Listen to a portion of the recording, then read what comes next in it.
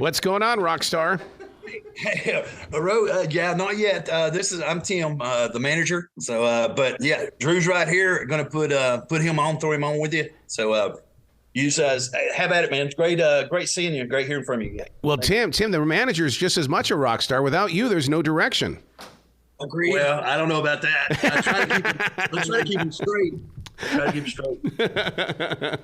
Dude, what an album. What an album. Hurt turns into hate. I mean, this really is an expression. And did you live this out to bring it forward, or were you just Googling?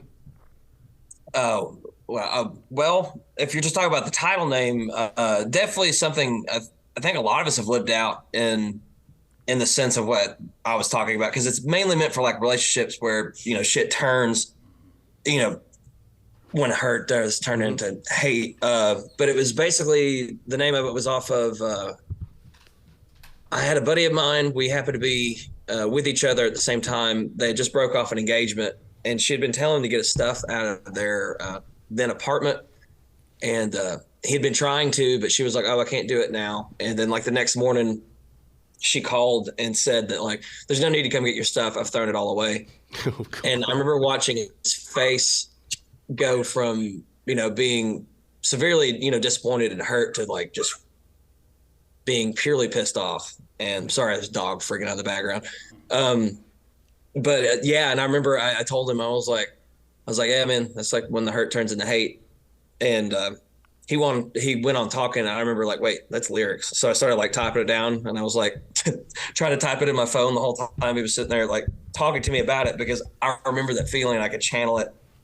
And I remember being in the same boat whenever it just finally clicked, instead of being depressed and down about it the whole time. It's like, you know what? Fuck you.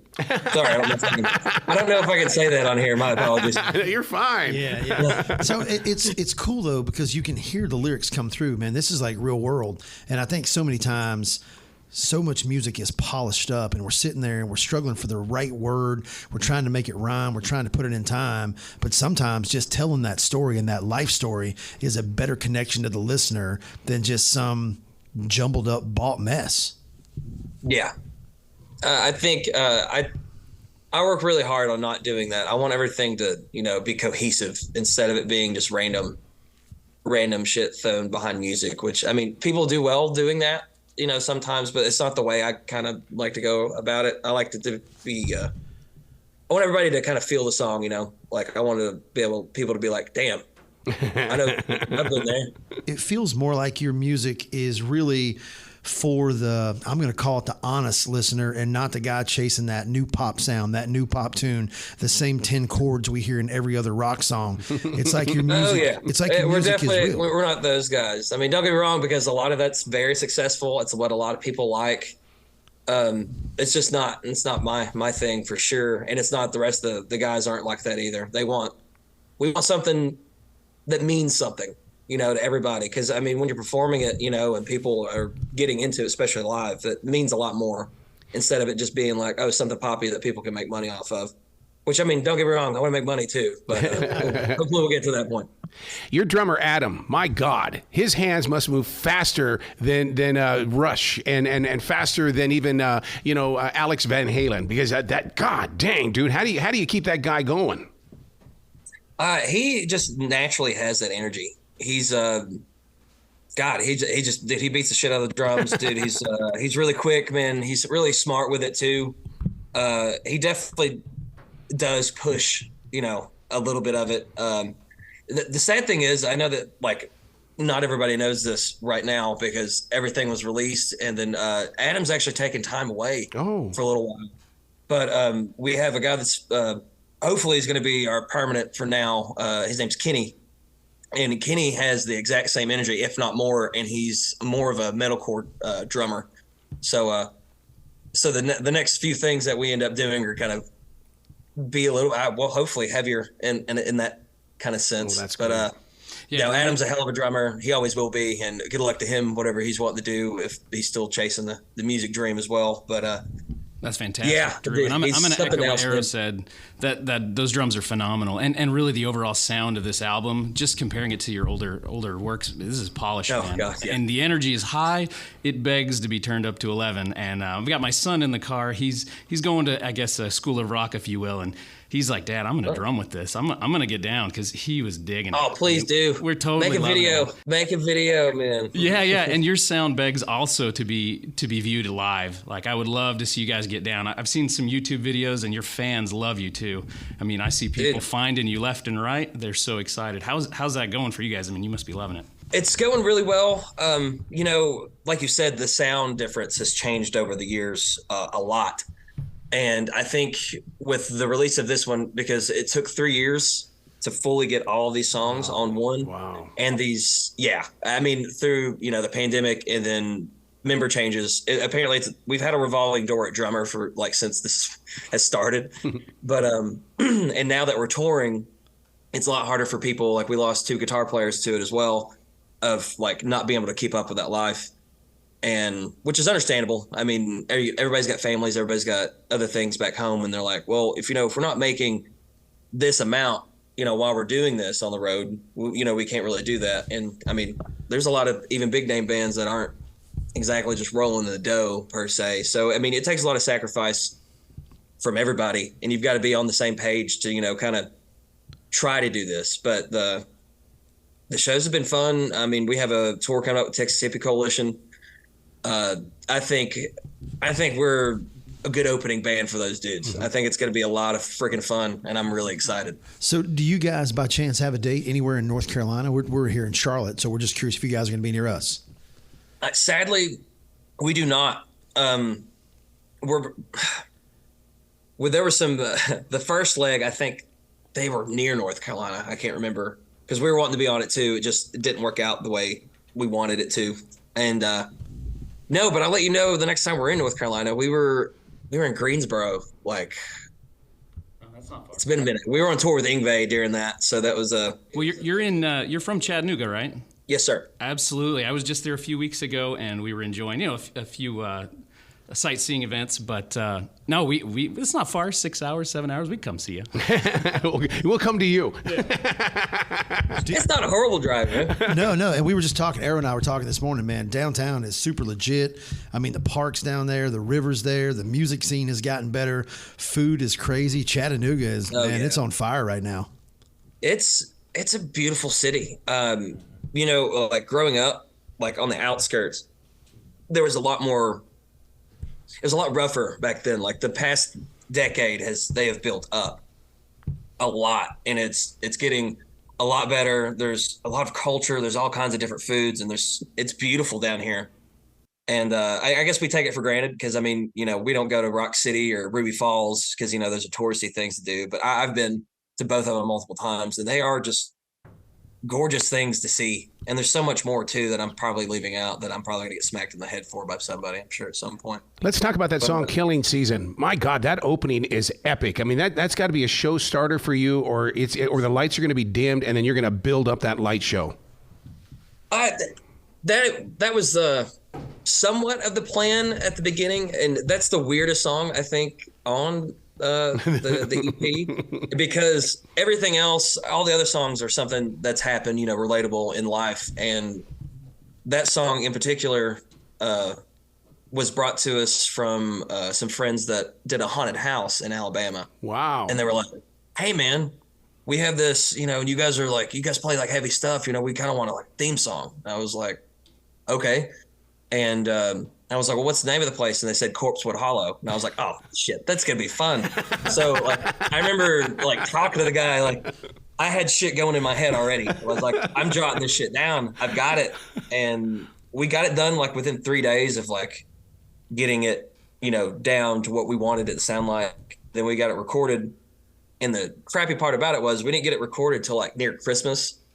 So it's not like, oh yeah, we're gonna release this Halloween-y type song like during Christmas. It's like, I don't think it's gonna. So we held on to it until October, or I guess September was like when we released it. I'm not exactly sure, but they ended up moving their haunted house and changed their name completely. Oh, So I was like, God, I'm sure they'll still use it. I haven't talked to the guys either. It's a sad thing. We had so much going on last year around that time, so it's been odd, and again with lineup changes. But it is a fun song. But it's like playing it live. If you've never heard it or heard us before, and people are like, "What the hell is this? Like, where did this come from?" Like, you were just talking about this stuff, and now you're talking about like running from death and like killing people and shit. And I was like, sorry, I didn't mean to. So you've mentioned a couple times already about lyrics and writing and stuff. Do you write all your own music? Yes, I write all the lyrics. I mean, we've had people like give ideas and bounced off, but for the lyrical aspect, it's mainly me. I write some guitar parts, just depends. Now that Isaiah's in the band, our lead guitar player, he's the one that wrote a lot of the new stuff of the bouncing riff from like Fly or Fall. He's a big, I guess after the new Limp Bizkit album came out, he's always been a Limp Bizkit fan and loves Westmoreland. So I guess he kind of got inspiration from that. And I wasn't mad about it. I was like, this is way different than what we've been doing. And I kind of enjoy it a lot. So, and we his new stuff with No Safe Bet as well. I love it. We talked about that this morning, man. Your guitar is legit on fire. Just the rhythm, everything you guys have going there. And I even told Norb here this morning, I was like, man, honestly, like everything comes together pretty well. But if this was just audio and there were no lyrics, not beating on the lyrics, but if it was just audio, I could literally play the guitar all freaking day. You could just sit there and groove to it, man. Absolutely. Yeah. Isaiah's freaking awesome at what he does. Don't tell him I said that. I don't want his head getting any bigger. But he's got something. He's got a different approach to it, and he brings a lot of different things that I've thoroughly enjoyed. And I look forward to writing a lot more with the guy for, I don't know, hopefully another 30 years or so is the plan. And just seeing what else he can come up with, because he's very smart and he thinks differently, because I'm more of the chords guy. Yeah. and like getting it down. So he had some interesting stuff to it. He's definitely effective, Drew. And for me, when I listen to the album, those songs just slip one into the next. Like it. I was talking with Arrow. When you hit an album and you can start play at the beginning and go through, that's what I got from you guys. I mean, it was sweet, and I just repeated it. It really comes together. Well, thank you, man. That means a lot.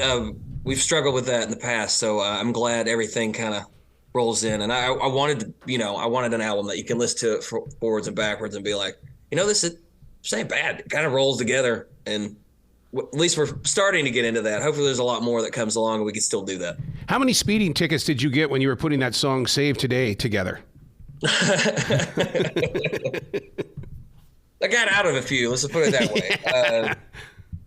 Yeah, that song was so weird because, again, it was like 3 years of making that. That was definitely pandemic stuff, and just being kind of irritated about everything because everybody's kind of down, and save the day. Don't worry about yesterday. You kind of enjoy it and get those speeding tickets, I guess, if you want to. So I wonder how we help educate the listeners. A lot of folks don't realize, man, I'm just going to use the term loosely, starving artists. A lot of folks don't realize how much you guys sacrifice, how much you guys commit, how much you guys are picking up gigs, kind of where you can go to try to figure out how to monetize your dream and bring this thing, man. Share some of those battles and struggles, man. I really think that'll hit home with a lot of folks that don't realize you don't just pick up a guitar and become a rock star overnight. Oh no, you definitely do not.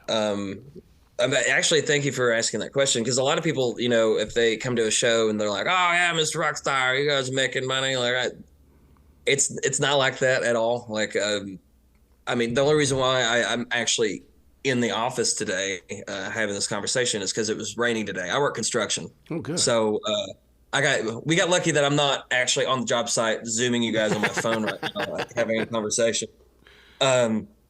We all work day jobs, 40, 60 hours a week, depending on what's going on. Like Isaiah works for FedEx.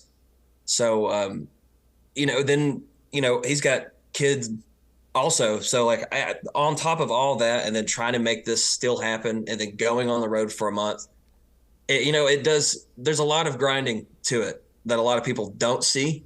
They just see the glamour, like, oh yeah, you get to play shows, man, in front of people and like sign autographs and stuff. And it's like, yeah, we do. It's like, buy some merch, like a lot of merch. Buy everything if you can. So How do we help monetize you? I mean, that's the thing. I mean, we want to support the music, obviously. I mean, what is it we can do to spend money with you to make sure you guys are making a living and able to, you're chasing your dream, man. How do we support that? How do the listeners support that? We have a website now, sevenstonesofficial.com. We have merch on there. If you want to donate money to the fuel fund, that also helps out a lot. I mean, if you want pictures of Isaiah's feet or something, I'm sure we can work something out. We can figure something out there. That's not my bag, but I mean, you do you, man. You got to come back to this show anytime in the future. The door is always going to be open for you, Drew. Well, I'm always here, man. You guys say the word. I'd love to. Excellent, man. Well, you be brilliant today, okay? You guys too. Y'all stay safe out there, man.